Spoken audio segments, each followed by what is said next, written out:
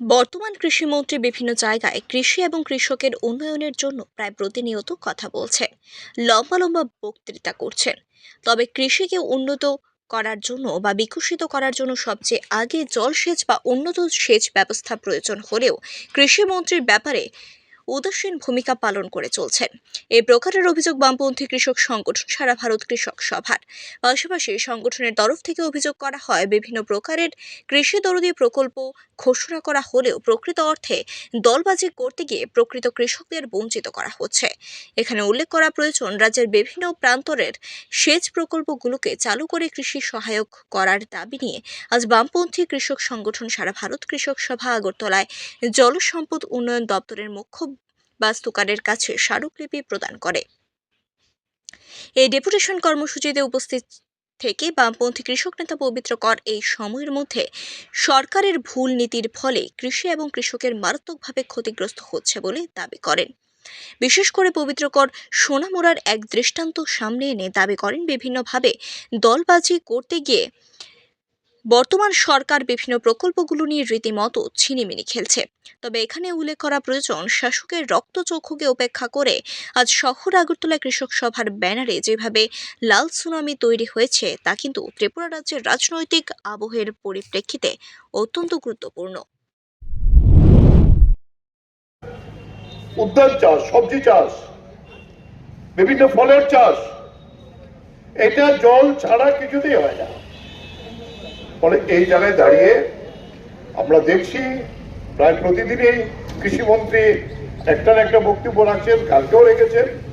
উদ্যান চাষে গুরুত্ব দিয়েছে, ভালো কথা, কিন্তু সেচ ছাড়া কি করে হবে?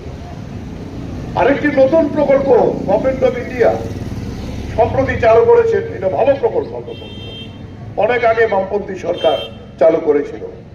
সেটি হলো সোলার পাম্পের মাধ্যমে মিনি ডিপ টিউবওয়েল বসিয়ে যার 4 কানি 5 কানি জমি আছে সেই জায়গাতে সেচের ব্যবস্থা করা। এটা বলতো সবজি চাষের জন্য খুব ভালো হবে। এক্সট্রা প্রথম যে পয়সা লাগবে, তারপরে বিদ্যুতের কোনো বিল লাগে না। এটার নাম দিয়েছেন তারা প্রধানমন্ত্রীর কুসুম যোজনা, সূর্যের আলো থেকে হবে। আমরা বলবো খুব ভালো স্কিম। প্রকৃত কৃষক না পেয়ে অনেক জায়গায় বাড়ি ঘরে হচ্ছে, অনেক সাবসিডি আছে। আমি একটা উদাহরণ আপনাদের কাছে দিতে পারি। সোনামুড়া মিটিং করতে গিয়েছিলাম, একজন কৃষক বলল যে আমার যেহেতু সেচ নষ্ট হয়ে গেছে, এইটা আমি অনলাইনে দেখেছি। সে একটু সম্পূর্ণ কৃষক, জানে এগুলো। আমি অনলাইনে ফর্ম ফিল আপ করেছি এবং অনলাইনে ফর্ম ফিল আপ করার পরে আমার কাছে এসেছে আপনি টাকা জমা দেন অনলাইনে। আমি টাকাও জমা দিয়েছি। এরপরে 15 দিন পরে দপ্তর থেকে মেশিন ইত্যাদি নিয়ে বসিয়েছেন, সোলার প্যানেল নিয়ে গেছেন। যেদিন কানেকশন দেবেন, অফিসাররা আছেন, ইঞ্জিনিয়াররা আছেন, বলছে হঠাৎ করে প্রধান আসলো, এসে অফিসারদের জিজ্ঞেস করলো, পঞ্চায়েত তো জানে না, অফিসার ভুল বুঝিয়েছে। এটা পঞ্চায়েত জানতে হবে বলে কোনো কথা নাই, আপনারাও প্রপোজাল পাঠাতে পারেন। কিন্তু যেহেতু অনলাইনে উনি জমা দিয়েছেন, ওনার আবেদন দপ্তর গ্রহণ করেছে, উনার তো সেচের জায়গা আমরা এক্সামিন করেছি, পরীক্ষা করেছি, আছে, উনি ভালো কৃষক, ওনাকে দিতে আমরা বাধ্য। বলছে না, আপনারা কানেকশন দিতে পারবেন, আমার অনুমতি লাগবে। এই বন্ধ করে চলে গিয়ে এই যে চূড়ান্ত দলবাজি এই সরকার, এই জিনিসগুলো আমরা তুলে ধরার জন্য আজকে এখানে এসেছি।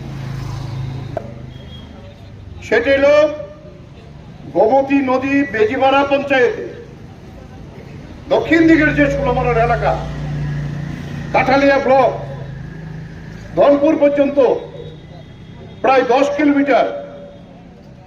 তখনকার সময়তে রাজ্যের বামপন্থী সরকার, এটা একটাই প্রকল্প আমাদের স্টেটে হয়েছে, যেটাকে বলে high power lift irrigation scheme.